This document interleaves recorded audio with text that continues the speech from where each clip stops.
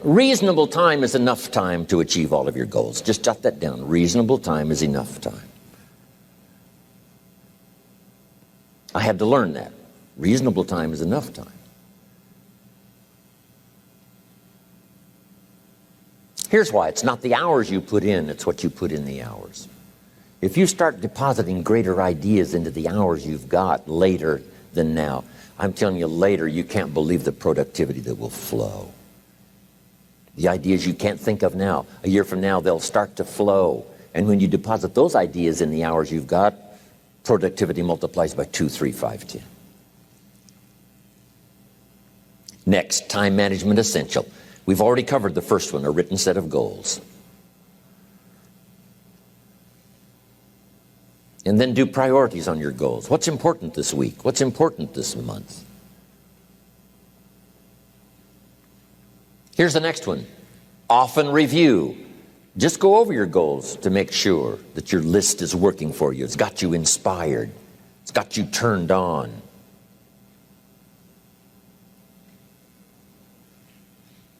Somebody says, how come you're up so early? Say, if you were headed where I'm headed, you'd be up early too. Wow.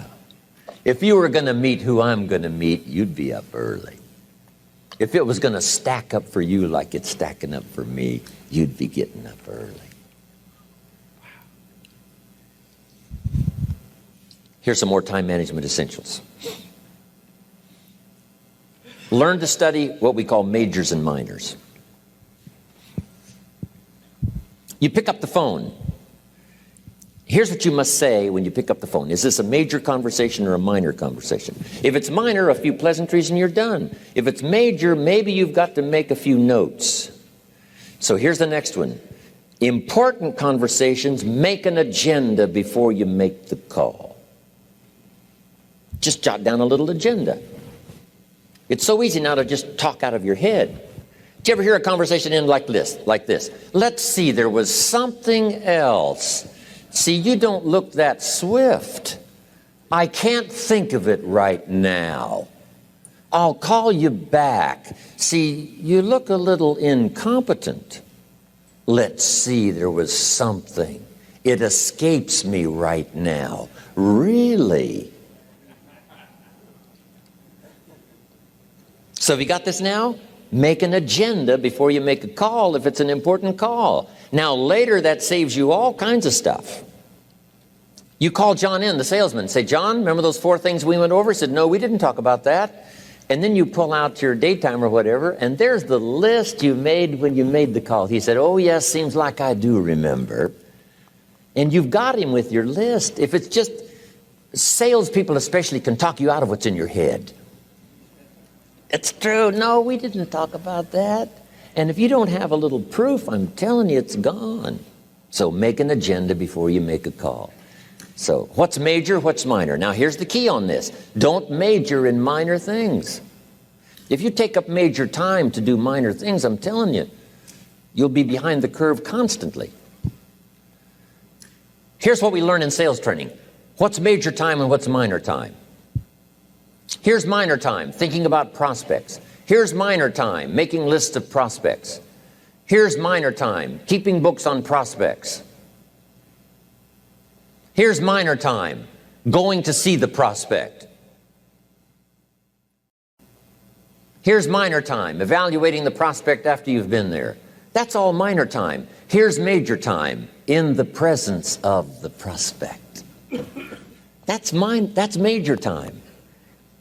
And if you took a look, if you're in sales and you took a look at a week, you'd say, my gosh, I'm spending 90% of my time on the minor stuff and so little time on the major stuff in the presence of. How many hours in the presence of in my day? How many hours in the presence of during my sales week? Because the time that really counts is in the presence of the prospect. Majors and minors. Here's another key time management essential. Don't mistake movement for achievement. It's easy to get faked out by being busy. Guy comes home at night all exhausted, falls in the chair and says, oh, I've been going. Here's the big question. Doing what? It's not the going. Some people are going, and they're doing figure eights. I mean, their progress is small. So don't mistake movement for achievement. Here's another one in sales we learned. Don't mistake courtesy for consent. If somebody's pleasant and they nod, you say, oh, they're going to buy. No, they're courteous. You can't mistake courtesy for consent.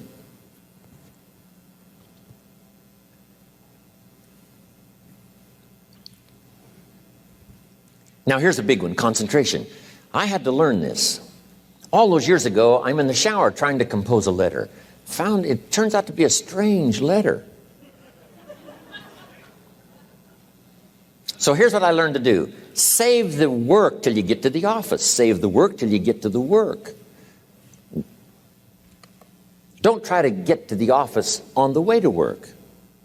On the way to work, enjoy the way. In the shower, enjoy the shower. Then go to work when you get to work. I found this to be helpful.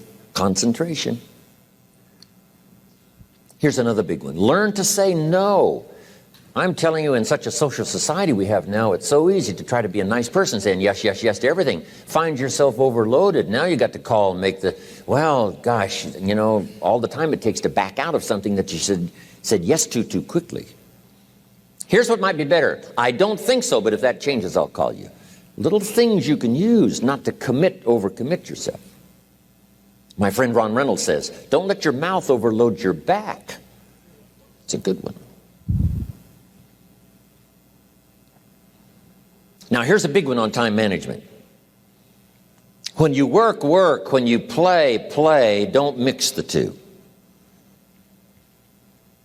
Don't work at play. I used to take my family to the beach, and I would bring my briefcase.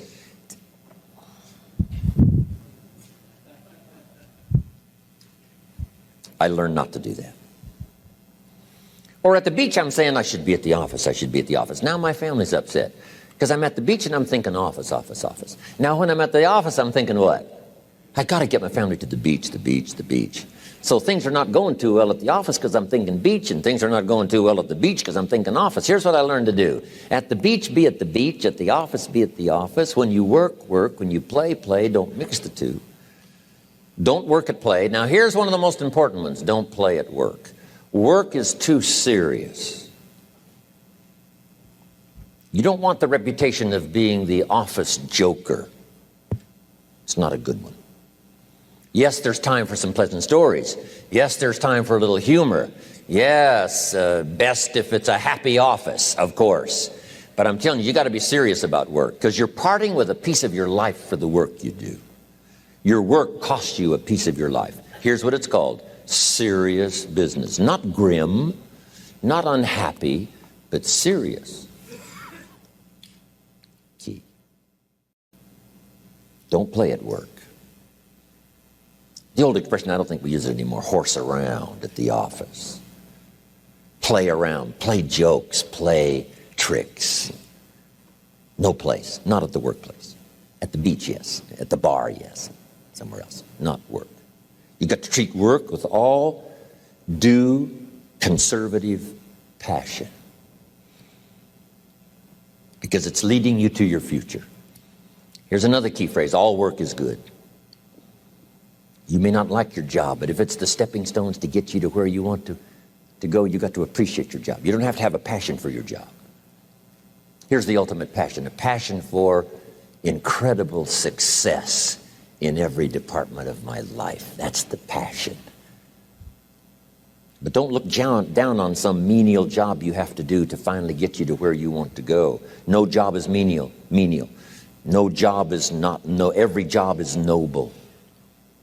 Training life for pay, making a contribution to society. Next, analyze how you are. And if you have some weaknesses, if you can't, doesn't seem like you can change, here's the key, get it covered. I used to keep promising myself I'd keep the books, keep the books, keep the books. Finally, I gave that up.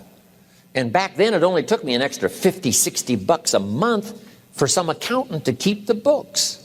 I said, no, I'm going to save the $50. You can't believe what I started losing in productivity because I tried to save the $50. So the key is, a lot of the time you can stay like you are, but just make sure you get it covered. Okay. Next, beware of the telephone and all other systems of communication, especially the telephone at home and systems of communication at home. And here's one of the best lines I've got for you for the weekend. Let all communication systems serve you, but don't let them intrude. When it comes time to have dinner with your family, you shut off all systems, unless the ones that can take messages silently. Don't let the phone ring. Don't let anybody intrude, come through the front door nor the back door, nor through the telephone or any other device. So you can't reach John and his family when he's having dinner. The President of the United States couldn't get through. If you develop that kind of a reputation, father, mother, when we have dinner, when we're visiting and have this time with our family, nothing intrudes. So don't let these clever little devices keep intruding. You've got to have a place that's sacrosanct. It's valuable. You don't let anything in for that period of time. Okay. Isn't that good advice? Excellent advice. Here's the next one. Read all the books. You know, I've only got a few notes here on time management, but if you've got some particular challenges, you run a big organization, a big corporation, you've got some challenges, there's plenty of books. Now, here's what's next. Just be more alert to the things that might be stealing your time. Here's why. Time is like capital. You can't let someone steal your seed corn. You can't let someone steal your capital. And you can't let someone steal your time. You must designate your time. And some of the time that you designate, you must not let anyone steal. Casual time, you might let someone intrude and steal a little bit and take a little bit, but not serious time. Key. Next, one of the great time management savers is to learn to ask questions up front. Sometimes you talk to somebody for an hour, and then you ask questions and find out if you would have asked those questions up front, you could have saved yourself an hour.